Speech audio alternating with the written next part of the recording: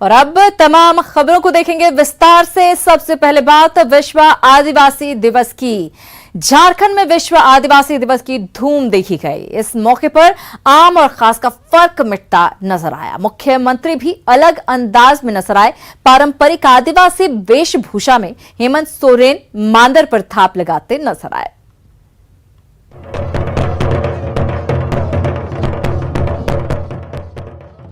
ये धूम है विश्व आदिवासी दिवस की।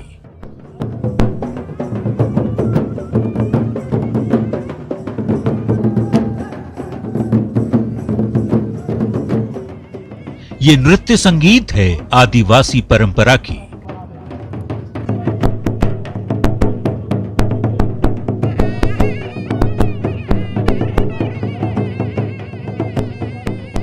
ये गूंज है ढोल नगाड़े और मांदर की।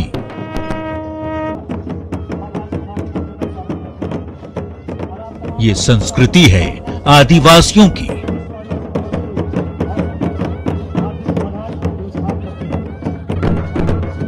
विश्व आदिवासी दिवस पर आम और खास का फर्क मिटता नजर आया। कोरोना संकट में भी रांची के मोरहाबादी मैदान का नजारा उल्लास और उत्साह का था।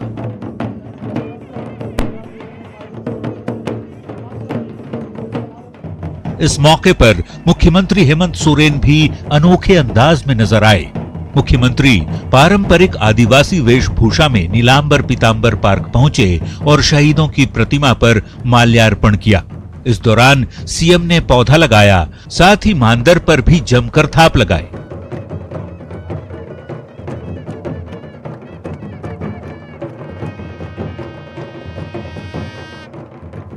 एक महत्वपूर्ण निर्णय लिया है कि आने वाले समय में इस आदिवासी दिवस पर राजकीय अवकाश भी होगी, इसकी घोषणा मैं करता हूं। एक ओर मुख्यमंत्री ने मांदर बजाया, वहीं दूसरी ओर कांग्रेस नेताओं और मंत्रियों ने भी ढोल नगाड़े बजाए।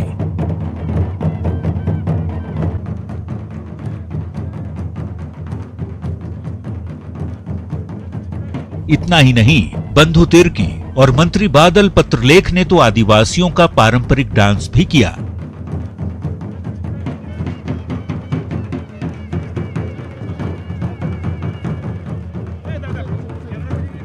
इस मौके पर रामेश्वर उरांव ने सरना कोड लागू करने की मांग की, तो कृषि मंत्री ने किसानों का लोन माफ करने की बात कही।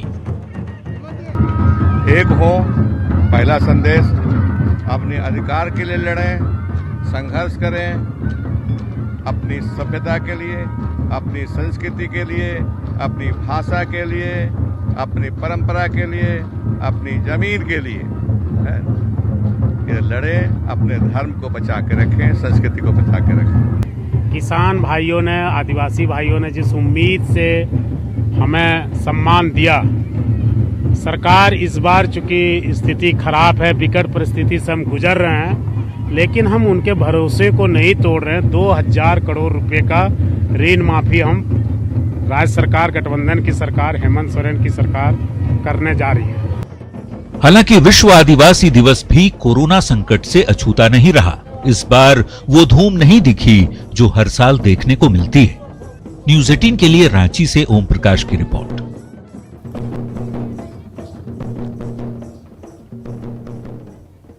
तो इस बार उत्साह थोड़ा कम जरूर रहा, लेकिन फिर भी झारखंड की संस्कृति की झलक, या कहें आदिवासी संस्कृति की झलक जरूर देखने को मिली। चलिए खबरों में आगे बढ़ेंगे। बात रांची की खबर की, जहां पर ग्रामीण इलाके में आज भालू गांव के कुएं में गिर गया। इस दौरान काफी देर तक अफरा तफरी का आलम रहा। आखिरकार ग्रामीणों की मदद से पुलिस और वन विभाग की टीम ने भालू को पकड़ लिया। देखिए ये रिपोर्ट।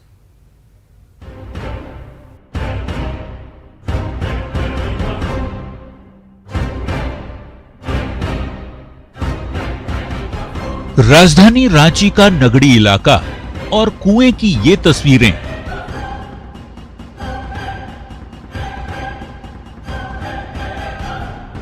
अरे काला सा दिख रहा ये जानवर तो भालू है, जो कुएं के पानी में गिरकर छटपटा रहा है, बाहर निकलने की कोशिश कर रहा है। भला भालू इस कुएं में कैसे जा गिरा?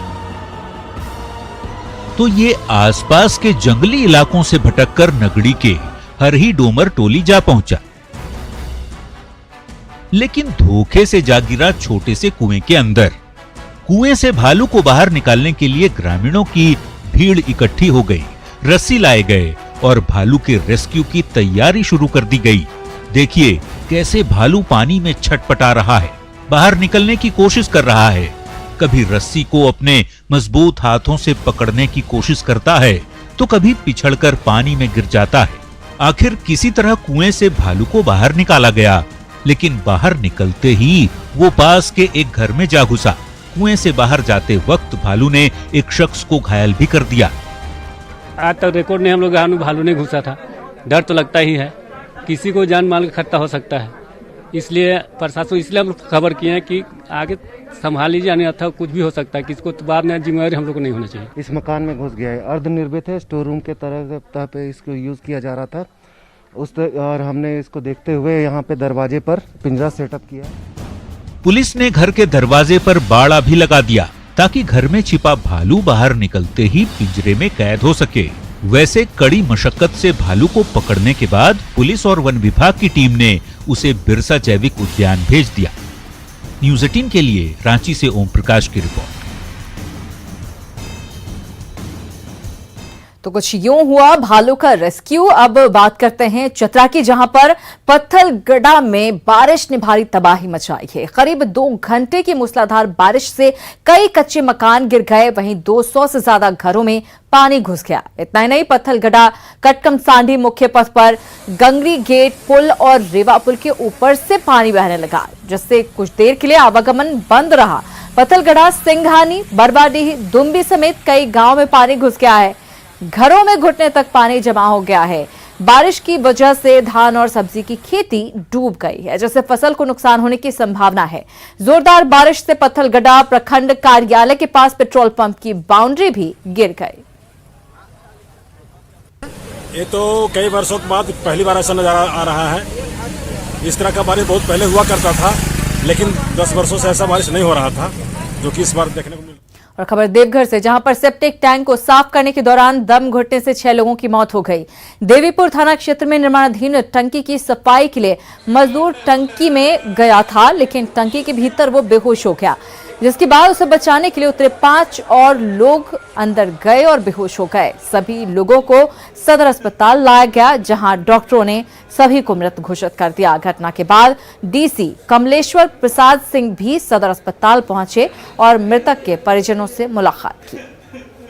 निर्माणाधीन टंकी था, उस टंकी में बांस खोलने के लिए एक लेबर गया, वो अंदर बेहोश हो गया और बेहोश होने के बाद फिर दूसरा आदमी गया, वो भी बेहोश हो गया। फिर तीसरा आदमी बारी बारी से 6 आदमी उसमें गए, 6 आदमी बेहोश हो गए। बाद में जेसीबी को बुलाकर उसको तोड़वा के निकलवाया और हॉस्पिटल लाया। इसको एक्सीडेंट माने, इसको लापरवाही भी नहीं कही जा सकती है, क्योंकि उन लोगों को जो अंदर गए थे उनको भी अंदाज नहीं था कि इसमें क्या समस्या है। एक जब नहीं आया तो दूसरे ने सोचा कहीं फंस गया है, कहीं निकाला जाए। इस क्रम में लगता है एक दूसरे गलतफहमी में सब लोग उसमें एक मौत के चंगुल में सभी लोग चले गए। उसमें हो सकता है गैस हो, क्योंकि नीचे की जब जमी हुई होती है, टंकी होती है, तो कार्बन डाइऑक्साइड उसमें बैठता है। कार्बन डाइऑक्साइड भारी गैस होता है और नीचे बैठता है। हो सकता है दम घुटने से उनकी मृत्यु हुई।